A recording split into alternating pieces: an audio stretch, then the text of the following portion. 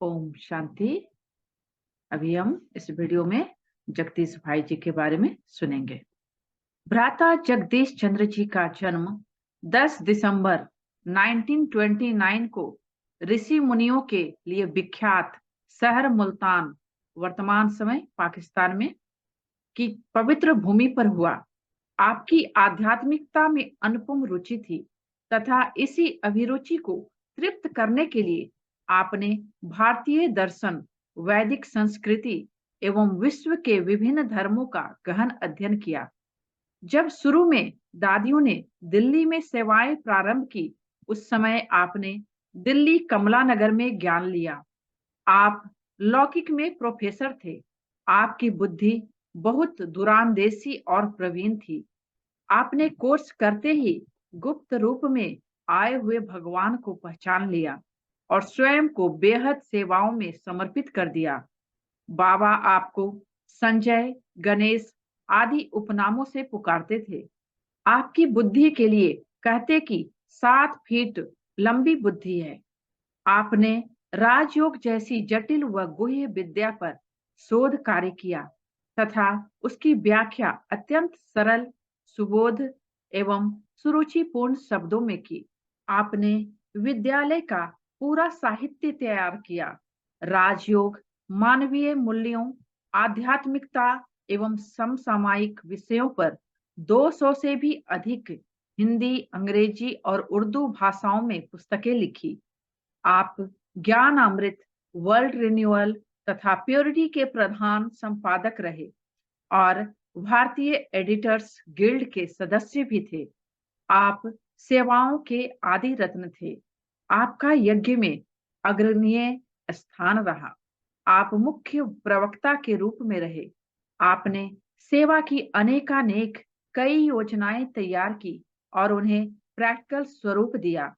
आपने विभिन्न वर्गों की सेवाओं हेतु अनेक विंग्स बनाई और उनका सुचारू रूप से संचालन किया। आप यज्ञ सेवाओं की नींव थे। दिल्ली शक्तिनगर सेवा केंद्र पर रहकर आप विश्व सेवा के निमित्त बने। रसिया में आपने सेवाओं की नींव डाली, जहां आज हजारों बाबा के बच्चे ज्ञान योग की शिक्षा ले रहे हैं। आपका व्यक्तित्व एवं कृतित्व सब कुछ जैसे संपूर्ण मानवता के लिए ही था। अक्सर कहा जाता है कि आप सच्चे दधीची थे। आपने 12 मई 2001 को अपने पार्थिव शरीर का त्याग कर संपूर्ण स्थिति को प्राप्त किया। आदरणीय भ्राता जगदीश जी को बाल्यकाल से ही प्रभु मिलन की गहन प्यास थी। माउंट आबू में एक कार्यक्रम के दौरान बाल्यकाल के अनुभवों को सुनाते हुए आपने कहा था कि जब मैं छोटा था तो मेरे मन में उत्कट इच्छा थी कि मुझे परमात्मा से मिलना है, आत्मा के स्वरूप में स्थित होना है और आत्म अनुभूति करनी है। मैंने निश्चित किया था कि मेरे जीवन का यही परम लक्ष्य है। इसे किए बिना मैं नहीं टलूंगा। मुझे और कुछ भी नहीं चाहिए। तो उस भावना से जो भी कोई सत्संग या धार्मिक सम्मेलन होता था, मैं उसमें शामिल होता था। कुछ शास्त्रार्थों में भी शामिल होता रहा। उस समय के कई महात्माओं से, साधु संतों से, योगियों से भी मिलता रहा ताकि प्रभु मिलन का सच्चा मार्ग मिल जाए। सन 1952 में आपने महसूस किया कि प्रभु मिलन हेतु और इंतजार नहीं किया जा सकता और आपको लगा कि ईश्वरानुभूति के बिना तो जीवन मानो निरर्थक ही हो गया है।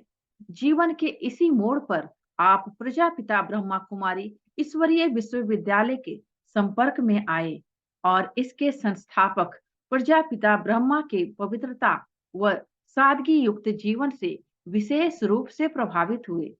इस ईश्वरीय विश्वविद्यालय द्वारा सिखाई जाने वाली सहज राजयोग की विधि तथा ईश्वरीय ज्ञान से आपको नई रोशनी मिली। यहाँ आपको गहन आध्यात्मिक अनुभव हुए और आपने लौकिक नौकरी छोड़ दी तथा मानव सेवा हेतु अपना जीवन इस संस्था को समर्पित कर दिया। आप इस संस्था में विभिन्न महत्वपूर्ण पदों पर कार्यरत रहे। आपने संस्था के प्रमुख प्रवक्ता के रूप में अनेक राष्ट्रीय व अंतर्राष्ट्रीय सम्मेलनों, परिचर्चाओं व आध्यात्मिक मेलों इत्यादि का आयोजन किया। जन जन को आध्यात्मिक संदेश देने हेतु भारत के 6,000 एवं विश्व के 80 देशों के 300 सेवा केंद्रों की स्थापना एवं प्रगति में विशेष योगदान दिया। आप संस्था की केंद्रीय समिति के जनरल सेक्रेटरी और प्रजापिता ब्रह्मा कुमारी ईश्वरीय विश्वविद्यालय की संबंधित संस्थाओं के उपाध्यक्ष भी थे। विश्व भर में इस ईश्वरीय ज्ञान का प्रचार प्रसार करने हेतु आपने 50 देशों की यात्रा की और अपने दिव्य अनुभवों का अनेकों के साथ आदान प्रदान किया। सभी देशों में समाचार पत्रों, रेडियो, दूरदर्शन आदि के द्वारा आपके साक्षात्कारों व कार्यक्रमों का प्रसार हुआ। आपको विश्व के अति विशिष्ट व्यक्तियों Lord Mountbatten, Dalai Lama, Pope Arnold Toynbee, संयुक्त राष्ट्र संघ के उच्च पदाधिकारियों, अनेक देशों के राष्ट्रपतियों व प्रधानमंत्रियों आदि से भेंट कर उन्हें ईश्वरीय संदेश देने व उनके साथ आध्यात्मिक चर्चा करने का सुअवसर भी प्राप्त हुआ। प्रजापिता ब्रह्मा कुमारी ईश्वरीय विश्वविद्यालय की प्रगति में आपका विशेष योगदान रहा और आपके विशेष प्रयासों के फलस्वरूप यह संस्था संयुक्त राष्ट्र के साथ अंतरराष्ट्रीय गैर सरकारी संस्थान के रूप में संबद्ध हुई व विश्व भर में फैली। बीमारी के दौरान भी अनेक सेवा योजनाओं का सफल संचालन कर आपने अपनी देहातीत स्थिति का प्रमाण प्रस्तुत किया। आप यही कहते रहे, मेरा शरीर बीमार है, मैं नहीं। दैवी संस्कृति के गूढ़ रहस्यों के ज्ञाता, नव विश्व निर्माण के आधार मूर्त, सबके उद्धार मूर्त, निस्वार्थ स्नेही, निष्पृह, आप्त काम भ्राता जगदीश जी को सर्व ब्राह्मण कुलभूषणों की तरफ से सत सत स्नेह सुमन अर्पण और नमन। आज शारीरिक रूप से हमारे मध्य न होकर भी आपकी बाप समान धारणाएं और प्रेरणाएं, आपकी अमूल्य लेखनी के उद्गार से सदा हमें ज्ञान प्रकाश देते रहेंगे। आपके प्रति और बाप दादा के प्रति हमारे स्नेह का सही अर्थों में यही प्रमाण और प्रकटीकरण होगा कि हम आपकी आस बाबा की प्रत्यक्षता को पूर्ण करें। महान विभूति ब्राह्मण कुल के श्रृंगार विजयी रत्न भ्राता जगदीश जी को बार बार हार्दिक प्रेम भावांजलि तथा श्रद्धा सुमन अर्पण। जगदीश भाई जी के त्यागी, तपस्वी और सेवामय जीवन की लगभग 40 वर्षों तक साक्षी रही बहन चक्रधारी उनके बारे में इस प्रकार बताती हैं। बचपन से ही आपके मन में वैराग्य की भावना थी और कहते थे कि मुझे ऋषिकेश में जाकर ही वास करना है।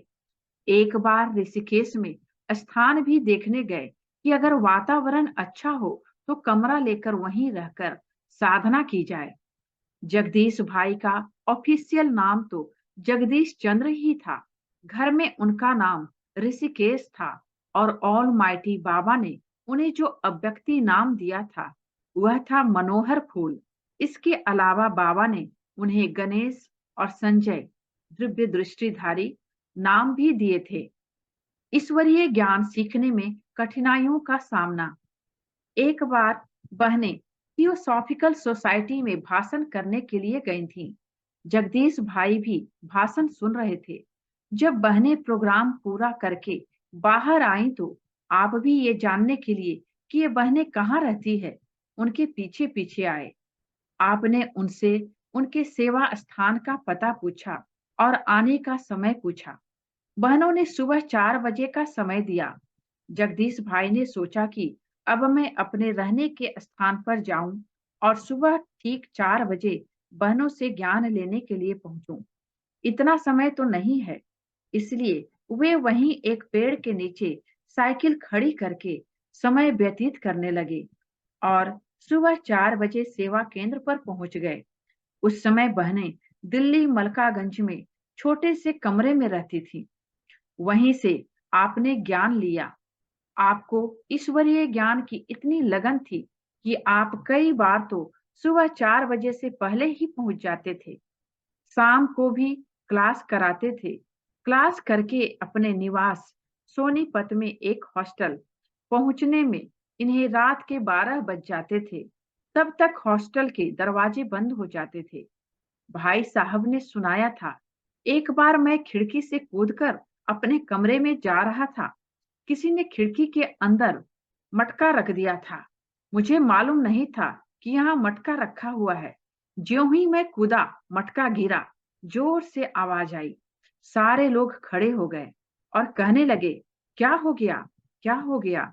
मैं भी उनके साथ शोर मचाने लगा कि क्या हो गया, ताकि यह ना पता चले कि मैं लेट आया हूँ।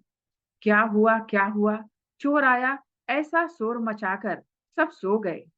फिर रात को 2-2:30 बजे उठकर नहा धोकर मैं फिर खिड़की के रास्ते निकल गया, ताकि सुबह की क्लास कर सकूं। किसी को पता न पड़े, इसलिए पीछे की खिड़की से कूदकर बाहर जाना पड़ता था। एक बार रात के अंधेरे में एक शराबी ने पकड़कर पिटाई भी कर दी कि यह कौन है जो रोज आता है, फिर भी ज्ञान सुनना छोड़ा नहीं। आश्रम तक पहुंचने का रास्ता बड़ा उबड़-खाबड़ था।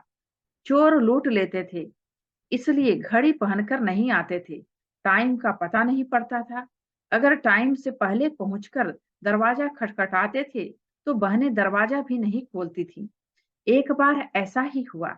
बहनों ने कहा, इतना जल्दी क्यों आ गए हो? अभी दरवाजा नहीं खुलेगा। तो पान वाले से जाकर समय पूछा। पता पड़ा कि अभी तो 4 बजे हैं। भाई साहब का जीवन सादा होने के कारण बहनें समझती थी कि साधारण सा है, लेकिन कई बार साधारण दिखने वाला भी अंदर से कितना महान हो सकता है, यह भी सत्य है। बाबा का डायरेक्शन सेवा केंद्र प्रति। बाबा ने कहा था, सेवा केंद्र ऐसे स्थान पर खोलो जो दिल्ली यूनिवर्सिटी के सामने हो, जिसकी दीवार किसी गृहस्थी के घर की दीवार से न मिले। सचमुच ऐसा एक भवन मिला जो बाबा की कंडीशन के अनुसार था। वह था प्रथम सेवा केंद्र, जहां आप समर्पित रूप से रहे, कमला नगर, दिल्ली का। जगदीश भाई जी हमें सुनाया करते थे, उस समय सेवा केंद्र पर 2 ही कमरे थे तथा एक छोटा सा स्टोर था। एक कमरे में बहनें रहती थी। किचन बहुत छोटी थी। भाई साहब का जो कमरा था, उसी में क्लास होती थी। लिखने आदि का सारा काम वे वही करते थे। अलमारियां दीवार में ही पत्थर की स्लैब डालकर बनाई गई थी, जिसका कोई दरवाजा नहीं होता था। जैसे ही हवा आती थी, सारे कागज उड़ने शुरू हो जाते थे। वे बताते थे कि मेरा काफी समय कागज समेटने में ही लग जाता था। भगवान मिला, इससे बढ़कर और क्या चाहिए। मधुबन से नित्य बाबा किसी न किसी बहन को वहां भेजते ही रहते थे। भाई साहब यह भी सुनाते थे कि एक ही लैट्रिन बाथरूम था। स्नान करने वाले ज्यादा थे, इसलिए हम लोटा लेकर दूर जमुना जी के घाट पर चले जाते थे। वहां पब्लिक लैट्रिन बनी हुई थी। वहीं स्नान पानी करके फिर घर आते थे। लेकिन कभी भी मन में यह नहीं आया कि यह क्या, यहाँ तो स्नान के लिए भी जगह नहीं मिलती। अरे, भगवान मिल गया, इससे बढ़कर और क्या चीज चाहिए। भगवान मिल गया, स्नान का प्रबंध नहीं मिला, खटिया नहीं मिली, तो क्या बड़ी बात है। इस प्रकार भाई साहब ने शुरू से ही जीवन बड़ा त्याग का जिया। ईश्वरीय सेवा की लगन। सेवा केंद्र के पास एक आर्य समाजी स्कूल था। भाई साहब पहले आर्य समाज से संबंध रखते थे। एक बार उन्होंने उनसे बातचीत करके कार्यक्रम के लिए उनका हॉल ले लिया और बहनों का भाषण रख दिया। इतने पैसे नहीं होते थे कि पर्चे छपवाएं और बांटें, इसलिए स्वयं ही दरिया बिछाई और बाहर सड़क पर खड़े हो गए। फिर पकड़ पकड़ कर लोगों को लाने लगे कि आओ, देवियों का भाषण सुनो। आबू पर्वत से उतरी हैं ये देवियां। उनका लक्ष्य होता था कि देवियों के आने से पहले हॉल भर जाए और सबको बहनों द्वारा प्यारे बाबा का संदेश मिल जाए। मुझे एक शिक्षा भाई साहब ने दी कि कोई भी ज्ञान सीखने आए तो उससे प्रभावित नहीं होना कि यह तो बहुत अच्छा है, लेकिन किसी से नफरत भी नहीं करना। यह शिक्षा हमको बहुत काम आई। सुविधाएं कम, कार्य अति महान। सेंटर पर कुर्सी और मेज नहीं थे, क्लासरूम में ही बैठकर लिखते रहते थे। इसलिए कंधे निकल आए और कमर झुक गई। पेट भी थोड़ा बड़ा होता गया। उनके कमरे की एक खटिया ही सब कुछ होती थी। उसी पर बैठकर खाना भी है, लिखना भी है और सोना भी है। एक छोटा सा स्टूल होता था जिस पर उनके सारे पेन आदि रखे होते थे। पेट पर ही तकिया रखकर उस पर तख्ती रख लिखते रहते थे। कई लोग कहते थे, जो यहाँ के संपादक हैं उनका ऑफिस दिखाओ, हम उनके ऑफिस में उनसे मिलना चाहते हैं। ऑफिस हो तो दिखाएं। इसलिए हम आने वालों को नीचे ही बिठा लेते थे और कहते थे कि आप बैठिए, हम भाई साहब को यहीं बुला लेते हैं, वो आपसे यहीं आकर मिल लेंगे। वे किसी मिलने वाले को अपने कमरे में नहीं बुलाते थे। अति साधारण पहनावे में भी गुणों की झलक से सफलता। जब जगदीश भाई यज्ञ में आए तो बेगरी पाठ चल रहा था।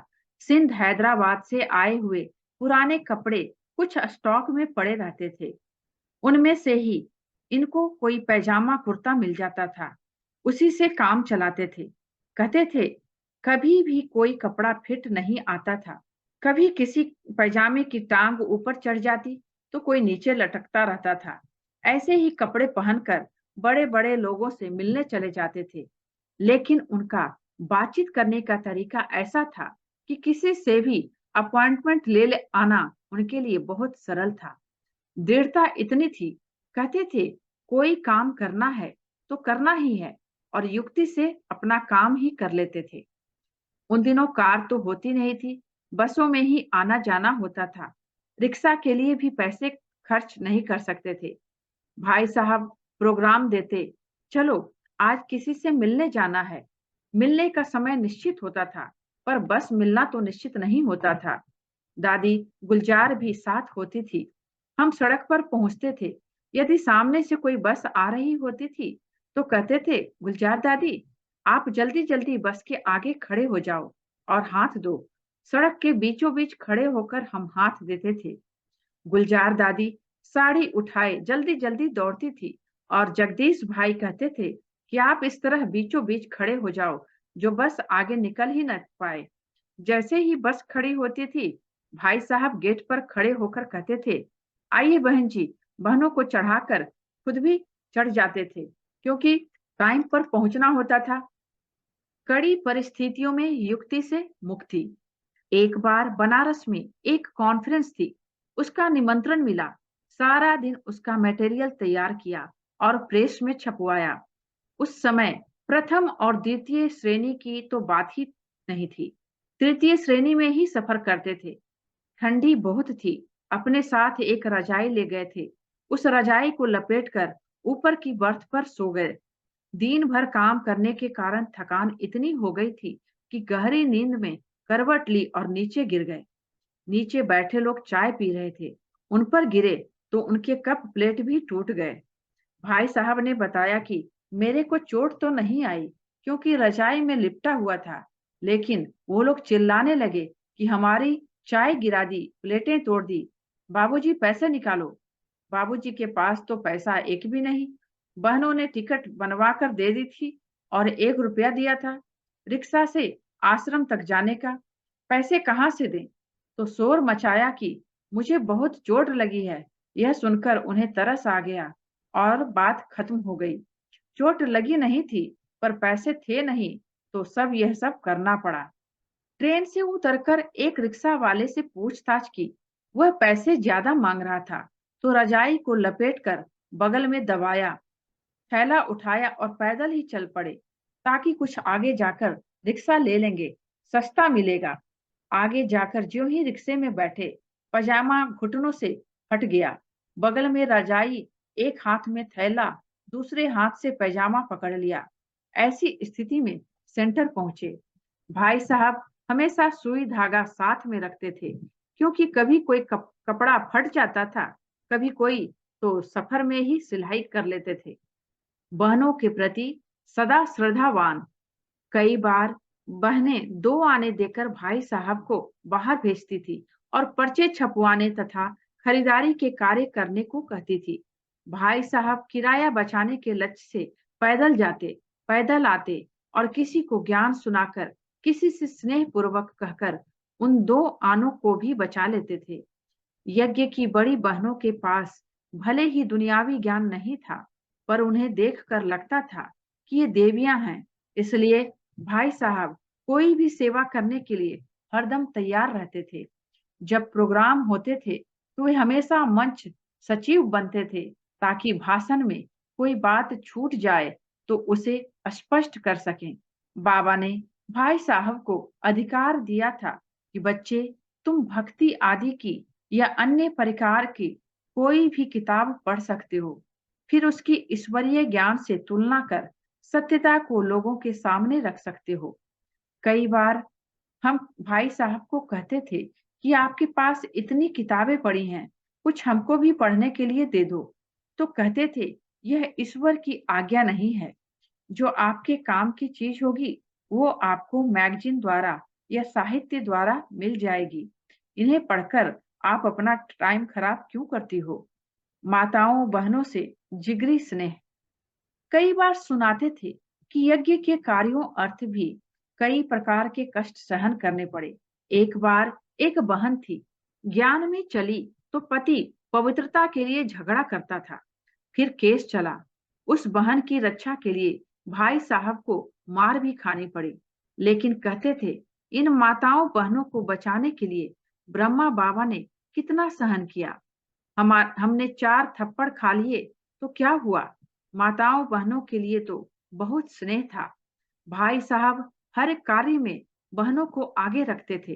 किसी से मिलना हो, कार्यक्रम लेना हो, तो बहनों को साथ जरूर लेते थे, क्योंकि बाबा ने बहनों को आगे रखा है। हमें तो मूर्ति बनाकर साथ ले जाते थे।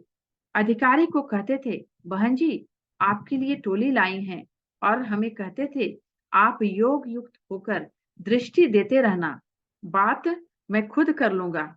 विघ्न विनाशक। उनके कामों में विघ्न बहुत आते थे। हम कहते थे, आपका नाम इसलिए बाबा ने विघ्न विनाशक रखा है। विघ्न आएंगे, फिर आपको उन्हें खत्म करना होगा। कितना भी बड़ा विघ्न आए, बड़ी से बड़ी बात आए, पर उनके मन में यह नहीं आता था कि बाबा की सेवा नहीं होगी। कई बार ऐसा भी होता था, मान लो गाड़ी में हमें रिजर्वेशन नहीं मिली, तो कहते थे, जब गाड़ी चलने लगे तो फौरन चढ़ जाना। मैं कहती थी, टीसी देख रहा है, आंख टेढ़ी करके मैं बिल्कुल नहीं चढ़ूंगी। तो कहते थे, मैं कहता हूँ चढ़ जाना। हम चढ़ जाते थे। टीसी देखता रहता था। फिर उस टीसी को पता नहीं कान में क्या फूंक मारते थे, अर्थात समझाते थे, जो वह कहता था, चलो एडजस्ट होकर बैठ जाओ। बहनों को सदा चैतन्य देवियां समझा। दिल्ली का अंबेडकर स्टेडियम खेलने का स्थान है। धार्मिक प्रोग्राम वहां न हुए और न हो सकते थे, लेकिन भाई साहब ने अंबेडकर स्टेडियम में प्रोग्राम फाइनल कर दिया। शाम को प्रोग्राम होना है और सुबह कुश्ती के लिए आए हुए पहलवानों ने कह दिया कि हम तुम्हारी लगाई हुई स्टेज को तोड़ देंगे। भाई साहब ने कहा, तुम तोड़ो, मैं तुम्हारा सामना करने को तैयार हूँ। फिर उनके साथ दोस्ती भी कर ली। थोड़ी देर में उनके गले में हाथ डालकर चलने लगे। पता नहीं क्या कहते थे कि लोग ठंडे हो जाते थे। मैं पूछती थी, भाई साहब, आपने उनको क्या कहा? कोई तो बात कही होगी। तो कहते थे, मैंने उनको कहा कि देखो, जो पहलवान होते हैं वे देवियों के पुजारी होते हैं, और यह देवियों का काम है। आपके प्लेग्राउंड में यह कार्यक्रम मैं भी नहीं करना चाहता, क्योंकि मैं भी आपका भाई हूँ। लेकिन अब तो पान का बीड़ा उठा लिया, और देवियों का काम जहां हो, उसे अगर बीच में छोड़ दिया जाए तो विघ्न बहुत आते हैं। तो आपके स्टेडियम में विघ्न बहुत आएंगे।